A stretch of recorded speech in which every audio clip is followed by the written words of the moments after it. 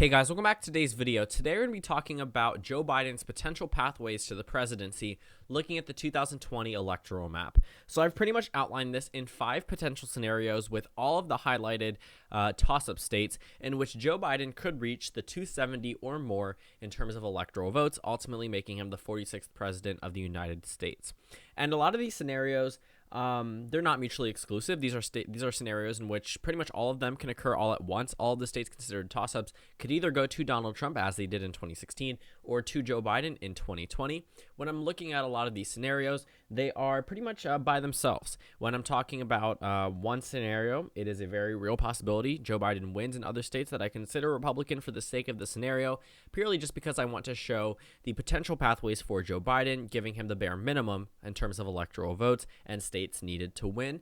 But again, in looking at this overall map, I mean, it's changing every single day, but there is a very real possibility either Donald Trump carries all of the toss-up states or Joe Biden could possibly carry all of the toss-up states and districts. Adding that on. So there are very obvious strategies, and then there are some other ones where Joe Biden would have to go through a lot in order to win, at least a little bit more in terms of effort. Would definitely have to have an inspiring vice presidential candidate, because Joe Biden on his own does have possibilities of winning here, but he'd really need someone who could lock down in some of these states. So the first strategy, or at least the first scenario, would be Joe Biden going through the Rust Belt. And this is something that you see time and time again. I'm always talking about how Joe Biden or the Democrats could win just by flipping 3 states. And that is correct. These 3 states voted for Donald Trump by less than 1% and have a very real possibility of going to Joe Biden in 2020. It isn't exactly going to be super difficult for him, I would say. And looking at the overall electoral map, that gets him right to 270 electoral votes. So in a scenario such as this, Joe Biden would just have to increase his support amongst African-American voters and white working class voters. These are 2 key demographics in the Rust Belt for the Democratic Party. For Donald Trump, a lot of his support is rooted around the massive white electorate in this area that generally, or at least previously, voted for Democrats and now has flipped over to the Donald Trump side. There were a number of Obama to Trump voters in 2016, which caused him to win in these 3 states. For Joe Biden, he would just need to peel off some of those supporters. Keep in mind, Donald Trump had very narrow victories here, so Joe Biden really would just need to focus on these 3 states in general. All of these scenarios are assuming Joe Biden retains every single state Hillary Clinton did, and based off all the data we have right now, it seems very likely that that is the situation for 2020. So the only real states in this scenario Joe Biden would need to flip are Wisconsin, Michigan, and Pennsylvania. Michigan looks like it's the likeliest to flip. Pennsylvania is where Joe Biden was born, and it also has the best polling numbers for him. The polling numbers go Pennsylvania 6.5 for Joe Biden, Michigan 5.5, and then Wisconsin 2.7. So let's go ahead and restart our map and talk about the next potential scenario for 2020. So let's go ahead and fill this in. So since we've talked about the Rust Belt, there are possibilities that the Rust Belt does not vote altogether. I'd like to mention that because the state of Wisconsin right now gives Joe Biden a 2.7% margin of victory according to the recent Real Clear Politics polling data. While Wisconsin and Michigan negatively approved of the president back in February, I'm not going to solely based off my characterization of these states based off a February poll. There are new approval rating polls in each individual state on another website. I believe it's a civics poll. I'm going to go ahead and make a video about that sometime soon. But generally, I mean, the Rust Belt negatively disapproves of President Trump. Wisconsin was the largest percentage margin of victory in 2016. 22,000 votes, largest amongst the 3 states, and also is polling the worst for Joe Biden. So in this scenario, it would be assuming Donald Trump holds on to the state of Wisconsin, retains North Carolina, Florida, Nebraska's 2nd District, and Maine's 2nd District, but Michigan, Pennsylvania, and Arizona all go to Joe Biden, which would get him right around the same number, 1 more electoral vote than the other scenario. So Wisconsin would essentially be replaced by Arizona, and this is actually a very probable scenario as well. Wisconsin seems to be the closest out of all of them. Same thing in 2018. When we're looking at Michigan and Pennsylvania, they are actually above 5%, so that's enough to actually characterize these states as likely, whereas Wisconsin has pretty much always been in the lean column for Joe Biden. When we're looking at the overall electoral map, Wisconsin isn't as crucial as you might think. Arizona recently has become a way more Democratic state. Arizona actually has around a 4-point margin for Vice President Biden, which is better than the Wisconsin margin. And also, Arizona has been drastically moving further to the left, as we've seen in numerous previous elections. and it'll all be good news for Joe Biden because right now it looks like he's on track to carry Arizona. The Democratic Party could very well win Michigan and Pennsylvania, which means that in this scenario, Wisconsin would no longer be needed in order to win the presidency.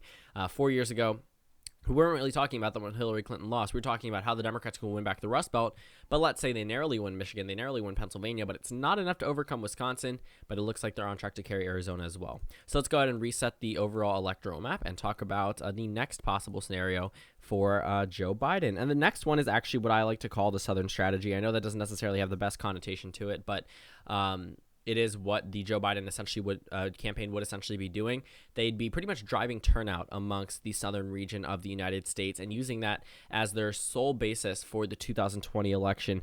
In this scenario, it'd be flipping two key states, but still flipping two regardless, which means that Arizona, Nebraska's 2nd District, Wisconsin, Michigan, Pennsylvania, and Maine's 2nd District all go to Donald Trump. And as you can see, that's not enough to put him over the top. Joe Biden right now leads in both North Carolina and Florida. Leads in Florida, is behind in North Carolina, but he leads in Florida larger than Wisconsin. So based off that alone, you probably say Florida was more likely for Vice President Biden. I don't think that's true, but I would say that there is a possibility if Biden focuses all of his attention and chooses an either a Hispanic or African-American or black female vice president, or even Elizabeth Warren, he does have a real possibility of carrying the states of North Carolina and Florida, which would ultimately put him at 276 electoral votes and Donald Trump at 262. So while this scenario is not likely, considering the fact that these red states up in the Rust Belt would more than likely be blue if Joe Biden is winning in the South, it does say something that Joe Biden could win the election just by focusing on two states in particular. And these are both states that Joe Biden has won with Barack Obama back in 2008 and then Florida in 2012. So it's not like it's uncharted territory for the Biden campaign. For Hillary Clinton, she had not done well in North Carolina or Florida. Both of these states are likely to vote to the right of the overall popular vote, which means that Joe Biden's going to have a pretty substantial popular vote victory in order to, if he is to win either of these two states. But I would say that North Carolina has been pretty much ignored by Donald Trump in terms of overall campaigning. I understand that both campaigns have a lot invested in North Carolina, but I honestly think that the GOP could very well be giving up the state of North Carolina at the expense of trying to get Wisconsin, or trying to get Michigan, or trying to get Pennsylvania, because right now the Rust Belt is not necessarily a GOP territory. Look at the governor elections, look at the House elections, look at the Senate elections. All of those elections and all of those recent ones and special elections as well have all been pointing in favor of the Democratic Party. So the GOP is going to be playing defense in a territory that's already not familiar to them. And you can start to see how they're lacking in certain regions. We're starting to see a bluer Texas, a bluer Georgia, a bluer North Carolina, a bluer Florida, a bluer Arizona, because the Rust Belt seems to be the new center point for the national GOP. But if Joe Biden focuses all of his attention to North Carolina and Florida, he could very well win the election from that point on. So let's go ahead and restart yet again and talk about the next scenario in which Joe Biden wins the presidency using just actually two states from the Rust Belt and two congressional districts. So this is actually probably going to be the closest election in United States history in this scenario, or probably modern United States history, because we didn't always have 538 electoral votes. It would assume Donald Trump would win the state of Arizona. He would win Florida. He would win North Carolina. But he would also win the state of Wisconsin. But as you can see, that puts him at 268. He's lacking two key electoral votes that come from two congressional districts, Maine's 2nd District and Nebraska's 2nd District. Joe Biden, with Barack Obama, that's why I'm referring to him first, because he is the Democratic nominee, but Nebraska's 2nd District went to Obama in 2008, and Maine's 2nd District went to Obama in both 2008 and 2012. So again, we're talking about territory that isn't too unfamiliar for Vice President Biden. When we're looking at Maine's 2nd District, this one actually voted overwhelmingly for Donald Trump in 2016, but that's because of a number of Obama to Trump voters. A lot of them drastically moved over after voting for Obama both times by around the same margin in 2008 and just a little bit less in 2012. In terms of that 2nd District, it really wasn't supposed to be super competitive for Hillary Clinton. We were talking about an area that Obama had won. If she was supposed to continue the Obama legacy, either Maine's 2nd District just didn't like Hillary Clinton, or they didn't want to continue Obama's legacy. And a lot of it came down to Hillary Clinton's abysmal approval rating nationwide. A lot of America was actually on track to keep Obama's legacy. Exit poll data showed that Barack Obama ended in the 2016 presidential election with nearing a 55% approval rating. That was supposed to be horrible news for Donald Trump because Hillary Clinton seemed to be the Obama-type candidate. But her constant scandal with the emails in Benghazi and with, the emails popping back up again in October, that's what really struck down her campaign. Her approval rating was horrible. And granted, Donald Trump's was as well, but Donald Trump also had that charisma that was able to, make people start to rethink the way that they viewed him and ended up voting for him by a pretty substantial margin in Maine's 2nd District. For Nebraska's 2nd District, I would say that Joe Biden also has a chance there. With an increase amongst white voters and an increase amongst minority voters, I honestly think that a lot of these states are way more in play than they were for Secretary Hillary Clinton. So that's the second to last scenario. And the last one actually may seem mildly not realistic. I don't know why I made those Republican states, but it is possible for this to actually be an outcome, and it would require certain states in all parts of the country to vote for Joe Biden. In this scenario, Trump would carry Nebraska 2nd, Maine 2nd, Wisconsin, Pennsylvania, and North Carolina, but Joe Biden would carry the state of Michigan, and he would also carry the state of Florida, and Arizona in this scenario could go to Donald Trump, so I'm going to go ahead and give it to him, but that's pretty much it. Joe Biden would have to flip the state of Michigan and Florida. And this actually goes right back to the previous one where I talked about North Carolina and Florida. The only difference is that they would not be similar regions. But Joe Biden actually has a very realistic possibility of winning in Michigan and also losing in Wisconsin and Pennsylvania. Pennsylvania right now has the highest approval rating of President Trump in the Rust Belt. Though it has the largest margin, it was also narrower. Michigan was also narrower in 2016. So Michigan and Pennsylvania are around the same margin, but they drastically improve of President Trump by 9% more statewide. So I would say Pennsylvania is more likely to go to Donald Trump. Wisconsin is the likeliest out of all of them.